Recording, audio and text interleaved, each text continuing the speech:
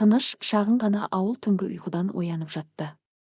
Қораздар бар дауыстармен шақырып, сиырлар мөңіреп, оларды жайлауға шығаратынын күтіп тұрды.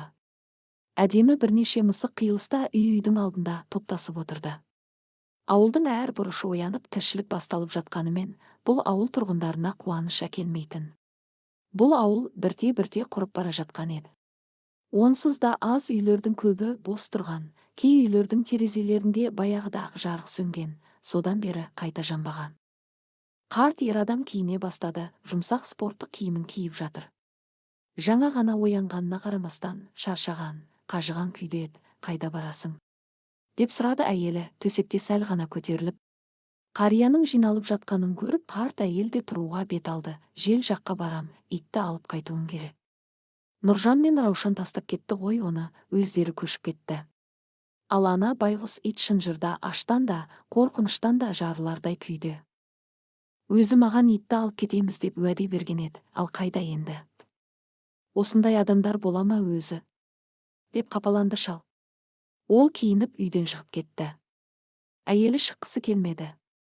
Бірақ сәл отырып аяқ киімін киіп, ұйқының соңғы белгісін үстінен сілкіп ас үйге беттеді. Ол өзіне және күйеуіне арнап ботқа дайындады, ал итке бөлек сүйек қосып сорпа пісірді. Сүйектерін шығарып айданың алдына қойып қойды, сусын деп. Күйеуі әлі келмеген, сірә, итті шынжырдан босата алмай жатқан болар.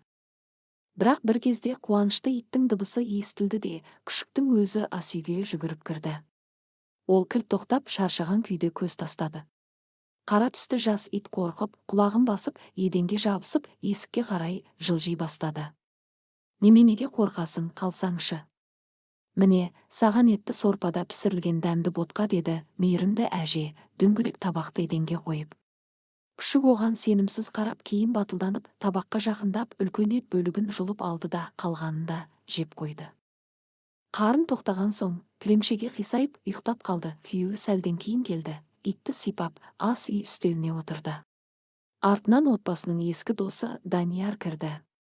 Көп ұзамай бәрі дастархан басына жиналып, таңғы ас ішіп отырды. Көктемгі шуақты, өмірге толы таң болса да, әңгімелері ауыр еді. Кеше ұлым хабарласты, жағдай қалай деп сұрады. Мен оған шындықты айттым, қиын, ауыл құрып барады, деді Данияр ішкі мұңмен. Ол не деді? Деп сұрады қария. Үйді таста да қалаға кел, мен саған пәтер жалдап берем, деді. Ойланып жүрмін. Мүмкін бару керек шығар. Мұнда не істеп отырмыз? Соңғы дүкенде жабылды. Бәріміз теңізден ауа райын күткендей отырамыз. Шындыққа тура қарау керек, бұл жерде өмір қалмады. Айгүлге жүр менімен десем, ол бас шайқайды, жерден ажырамаймын дейді. Біз де осында қалдық. Балаларымыз жоқ, бәрі бізден бұрын топырақ құшты. Бізге қалада не бар? Бүкіл өмір бойы еңбек еттік, нәтиже нөл.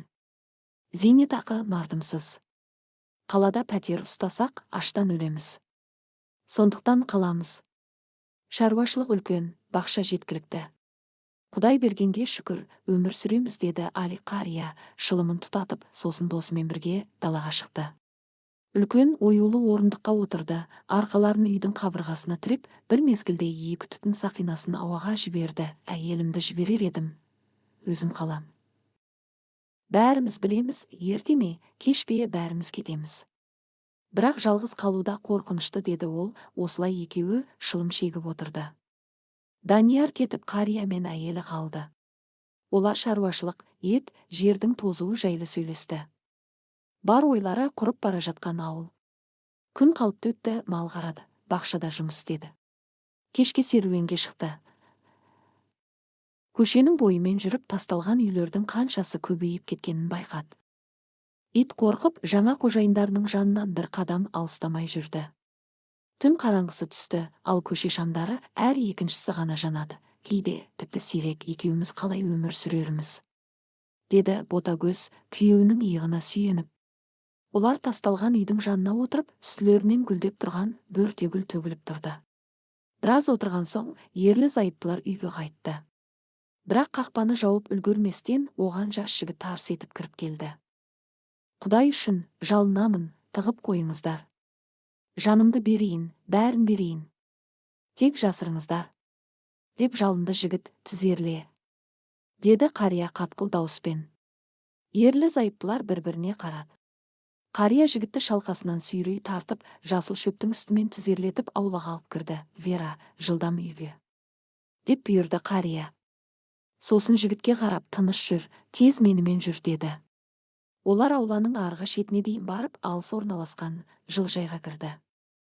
Қария бейтанысты биік сөрелердің артына тұрғызды. Ол жер биік өсімдіктермен тығыз көмкерілген болатын.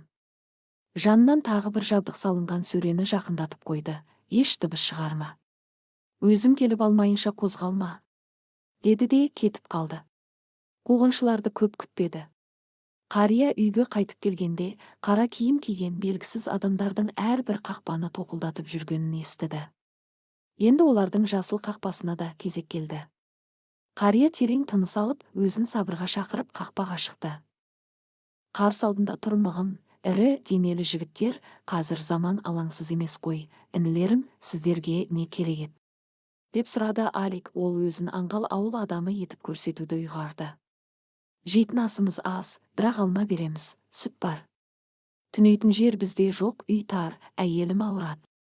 Жел жағындағылардың үйі бос, сонда барыңдар, орын жетеді, қой деді, бөгет болма. Біз мұнда бір оңбағанды іздеп жүрміз. Бейсауыт бір сары жігітті көрген жоқсың ба? Деді біреуі дөрекі үнмен.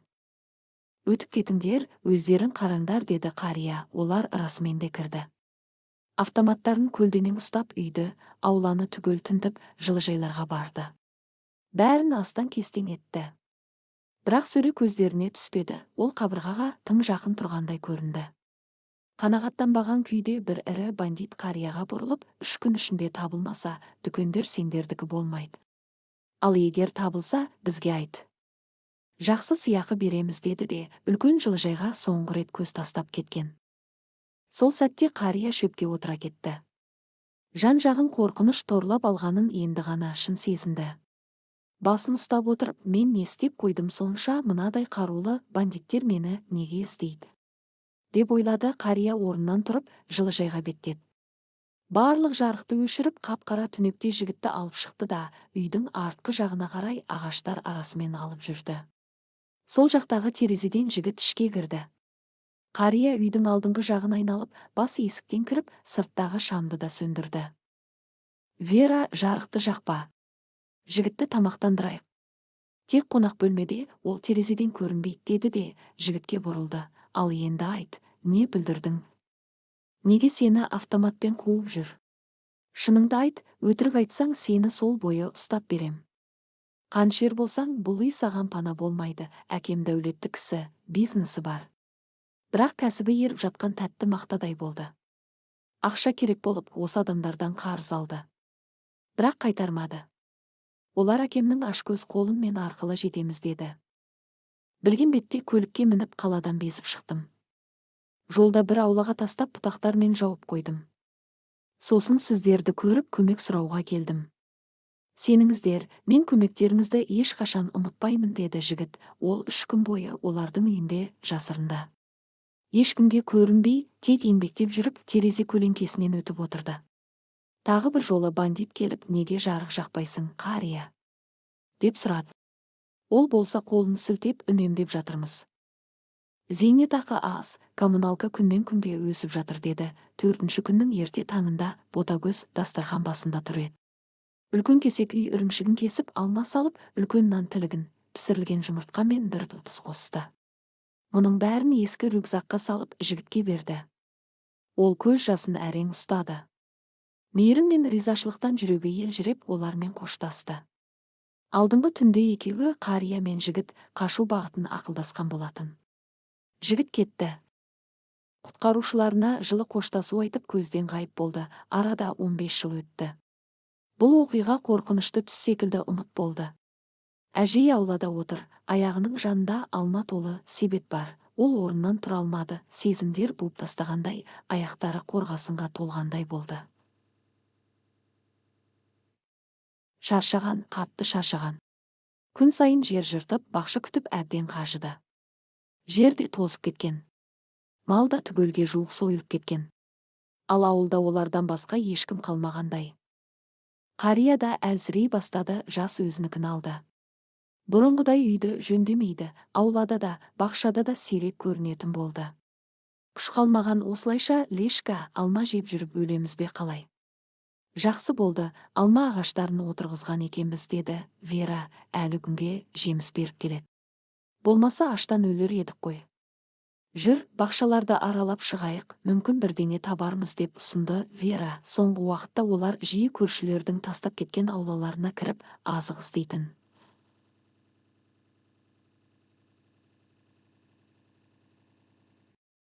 Бірақ бұрынғы тұрғындардың қоры да шексіз емес еді. Олар екеуі де бұл қарқынмен қысқа дейін де жетпейтіндерін түсінетін. Олар отырды, өткенді еске алып, жастық шағын, бойдағы қуат айтып әңгімелесіп отырған. Бірақ әңгімелерін кенеттен қақпаның сықыры бұзды. Аулаға сенімді қадаммен бір ер адам кіріп келді. Ол оларға қарап кең күлімсіреп тұрды, тура ұзақ көрмеген ата-анасын көргендей. Сол сәтте әжей мен қария орнынан тұрып, жігітті құшақтай жүгірді. Олар бірден таныды, бұл 15 жыл бұрын бандиттерден жасырып, өмірлерін қатерге тіккен сол жігіт еді. Әтеш, Вера, көкелеш, жиналыңыздар, бұл үйге қайта оралмайсыздар. Сіздер менің өмірімді сақтап қалдыңыздар, енді мен сіздерді осында қалдыра алмаймын. Енді мен еркін адаммын, демек, ашық түрде көмектесе аламын. Кәне, ең керектілерді жинаңыздар, жүрейік. Менің джипім мен тіркемем бар, бәрі сият. Мебелді тастай салыңыздар, бәрі бар онда, деді Женя. Ол оларға сондай бір жылылықпен, мейіріммен қарады. Олар бір сәтте ойланған жоқ. Иә, шын мәнінде таңдауда болмаған еді. 2 сағаттың ішінде ең қажетті деген заттарын жинап шықты. Киімдер, кітаптар, ескі фотоальбомдар, естелік бұйымдар.